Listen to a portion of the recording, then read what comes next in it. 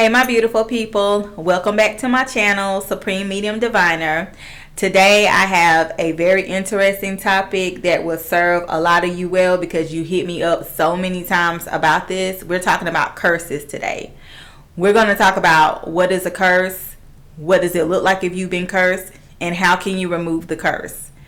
I am dwelling on this topic for one because fall is approaching us.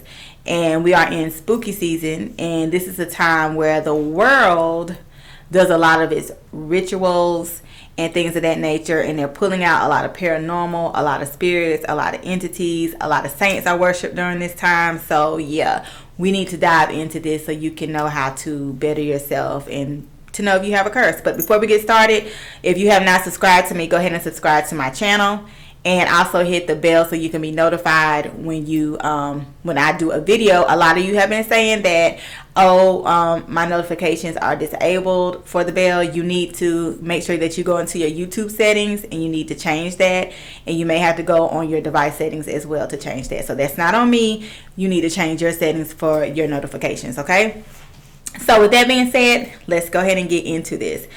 First of all, what is a curse? A curse is supernatural. Curses and hexes are two different things. A hex is going to be something like a spell that somebody put on you, okay? A curse is supernatural. A curse is something that is done to cause harm physically or mentally or emotionally. That's why the term is generational curses, not generational hexes. Because when a curse is placed on you, if one person is affected, it's going to affect their aura, which is their personality, how you act. And a person's aura is always going to be stored in your offspring's DNA, so on and so on. You can't get rid of that aura. It's going to be passed down. Hence, generational curses, okay? So, first off, ways to know if you've been cursed. I tell people, give me your family history. Is there something in your family history that stands out with everyone? For example, can the women in the family, are they not married? The women in the family, can they not get pregnant, not have babies? Is there an addiction that's passed down in the family? Is there mental disorders passed down in the family? Things of that nature. I like to know family history. The reason why is because of what I just said, because a lot of things are stored in your aura. That's the part of you that stores these bad things that have been placed on you, and it passes down to your offspring. Curses, they really cannot be removed. Whenever I work with someone, I tell them up front, I don't remove a curse.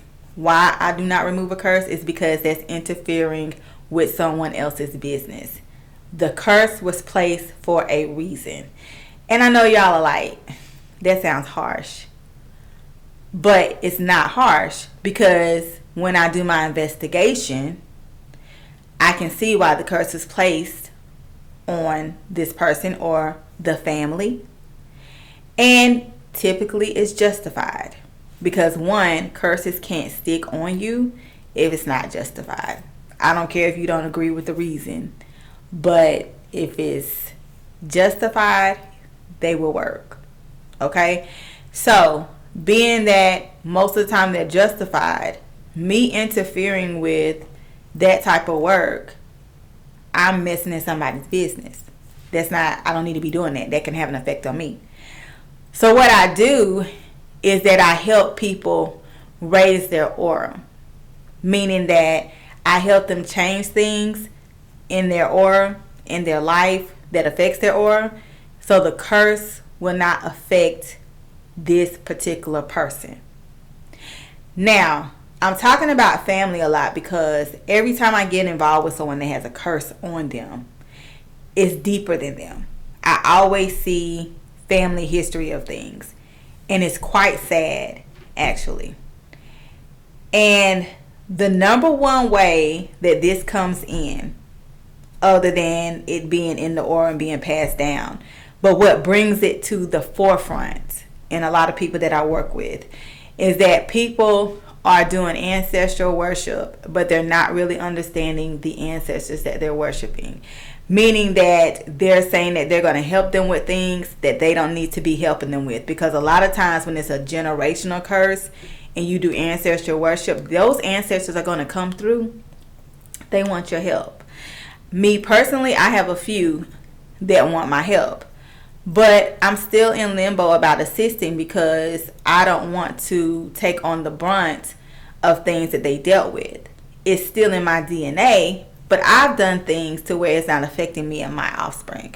So that's the main thing that you want to focus on, is how can you raise the vibration of someone's aura so it doesn't continue to affect them and possibly their offspring. Because again, you do not want to get into the business of removing curses, because that can open up a spiritual warfare for the practitioner. Okay? And it can at times make it worse for the person who has the curse on them. So, how do curses affect you in your everyday life? So, curses will basically affect your mental. It affects your relationship with people. It will affect how you handle things, how emotional you are. It also affects the trauma that's stored inside of you. So say for instance, you have a problem with your relationship and your family dynamic, like say your children or your spouse, significant other, or whatever. And it's no matter what you do, it always tends to go wrong. You need to look and see if there's a pattern of that in your family. And some things are not always surface. So you need to do a deep dive. And it may not have affected your parents, but it may have affected your parents' parents. And then it comes down to you. Okay? So that's important to look into, because you might be picking up trends that an ancestor did. And I will tell you that a lot of ancestors, they're in your DNA. They're going to be there anyway. But a lot of them that need your help will show up. So a lot of things that you're doing and going through, it's not really you. Okay? It's someone else. So that's important, that you have to have a couple of things here for somebody to recognize this. And I know somebody who is not into all this would not even know to look into this. Okay? So this is another reason why I'm doing the video. Because a lot of things that you're going through, it's not you. Okay? It's not you. You're picking up the curse of someone else that came before you. Alright? So, like I said, not removing curses, but you got to find a way to raise your vibrations to come out of that. Now, let's talk about someone who is not experiencing something from a family member. Let's say it's not a generational curse, but you are experiencing a curse. How would you know this? Well, a lot of times, a person that's experiencing a curse, they'll have a lot of mental anguish. Okay? They'll have a lot of things going on that, again, that are not their own. Not their own thoughts. And typically, this will come out of nowhere. So you'll be doing good in life, and then all of a sudden, things will start happening to you that you can't explain. And I'm talking about supernatural things. I'm not talking about everyday life. This is going to be supernatural things. A lot of people start hearing voices. A lot of people start feeling things touching them, have involuntarily body movements. They'll get cravings. They'll have dreams. They'll hear a lot of names. Somebody calling their names. A lot of supernatural things. A big thing that will come to play is that you will have suicidal thoughts. And this is when you would actually need to get a spiritual practitioner, somebody as myself, to come in and to assist you. Okay? So, where could the curse come from when all of a sudden things change for you? And we're not talking about a generational curse. We're talking about one person. Okay? What I have seen is that doors are open sometimes with particular things. You need to be careful about things that you look at, people that you hang around, anybody contacting you. The phone is such a great communicator when it comes to transferring things like curses, words, putting different deities on you that can enhance a curse. Okay? I've known people who've gotten text messages out of the blue or emails out of the blue, and they don't know where this came from. Don't understand it at all. It's very important when you get these type of messages, they'll have like a little link. Don't open up anything. Don't open up a link. Okay? People can randomly curse you. All right? When I say watch the people that you're around. So the people that you're around may not be bad, but know something about them. They may be hanging around people who are not the greatest or have something attached to them. Give you a prime example. I know someone who had knew someone that was grieving. The person was grieving so bad that when they came to visit them, their energy was left in their home. So in that type of circumstance, that type of energy is the energy of a spirit. Spirits love to attach to people's auras. Okay? So if they find an opening, they can attach to you. And if that spirit had a curse on them, it's going to come on you. So it's very important that you pay attention to every single thing that you're dealing with. I get people all the time. I'm like, what's been going on? They be like, oh, nothing. I just go to work. I come home. I do this. Then when we get to working together and I get down to details and I start asking them questions about things. Oh, well, yeah, such and such. I said, well, I asked you what happened. But people do not think about these things. They don't think that it means anything. But it does. You got to remember, a curse is supernatural. So you kind of got to think out of the box. Also, a huge thing when people have curses on them, they're always getting fed. Okay? Now, I know we have food dreams, but there's a difference. Whenever I work with people who have a curse on them, I'm always seeing food. Not necessarily that they're eating it, but there's food. And so that gives me an indication that they're getting fed, okay? And feeding them is giving energy to whoever has placed the curse on you, the supernatural thing that's placed the curse on you. That's giving it energy, the food. Just like when I tell you guys, or anybody that, we have to feed our ancestors, that keeps them alive. It's no different from bad things either, okay? So food is a huge indication of a curse when I see it.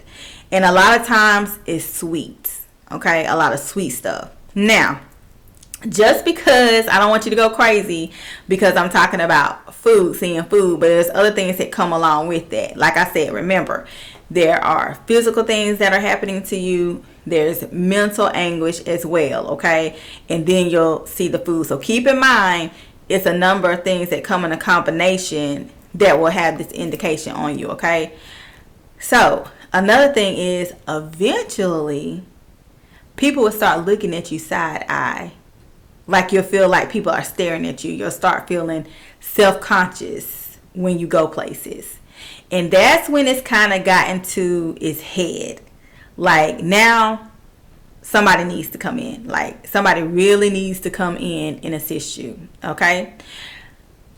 Typically when I see this, when I look into it and I find out the who, the what, and the why, it's always some type of old spirit, like somebody that's been like dead for a long time and somebody put something on them. It's always somebody else has caused this curse. You understand what I'm saying? That's why I said you got to be very careful about what's around you, what you look at, all the energy, especially if you're not a person who knows about this. And this video is more so for people who just don't understand, because people who are very spiritually intellectual and are strong, they pretty much are not going to be affected this way. Okay, this is for people who just don't have a clue. Okay, and I'm trying to break it down to you. All right. And I have removed the spirit, but the curse part takes time. I have to work with them over time. And another thing that people love to do when they start having this mental anguish, and they love to listen to frequencies. And that's a way of like getting help with your problems. If you don't know what a frequency is, it's basically like music, okay? Music that has different vibrations to assist you. And I always have to tell them stop doing that because it's overload. So what that does is that's actually feeding the part that has the supernatural thing that has the curse, and you're feeding it, okay? And because you're not utilizing your spirit to fight back, okay? So it's an interference. So like I said, you have to get someone who knows how to come in and fix this for you to assist you. A curse is not just going to be as simple as, you know, just raising your vibrations. You need actual help from somebody, okay? Now, to wrap this up, what you should have got out of this video is that curse is supernatural.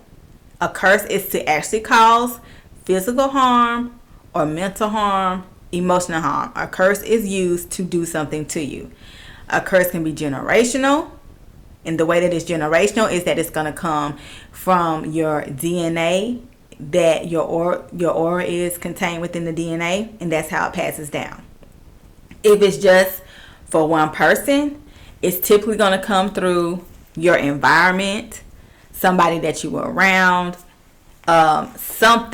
someone that has something supernatural about them that causes you to have a curse, okay? And you need to know the signs of what it looks like, okay? They're feeding you things, you have mental anguish, and people start to look at you, okay? You hear things, you have physical issues, okay? Take all that into account when it comes to a curse. And if you didn't hear anything else, remember, you cannot remove a curse. Never let anyone remove a curse. It can make it worse for you, and it can also cause problems with the person that removes it. What you want to do is you want the person to help you overcome the effects of the curse. Now, whatever supernatural thing has it, that can be removed, okay? That can be removed from you if it's something supernatural that has it on you. But the curse itself cannot be removed. So in other words, I will remove the supernatural thing that caused it, but I won't remove the curse from the supernatural thing, okay? And then get help to deal with the effects, the side effects of having the curse, so you can live a normal life and be happy again, okay? So I hope this helped you. And if you guys have any questions, because we can definitely go deeper, if you have any personal situations that you need some advice on, put them in the comments. I will be more than happy to do a video on it.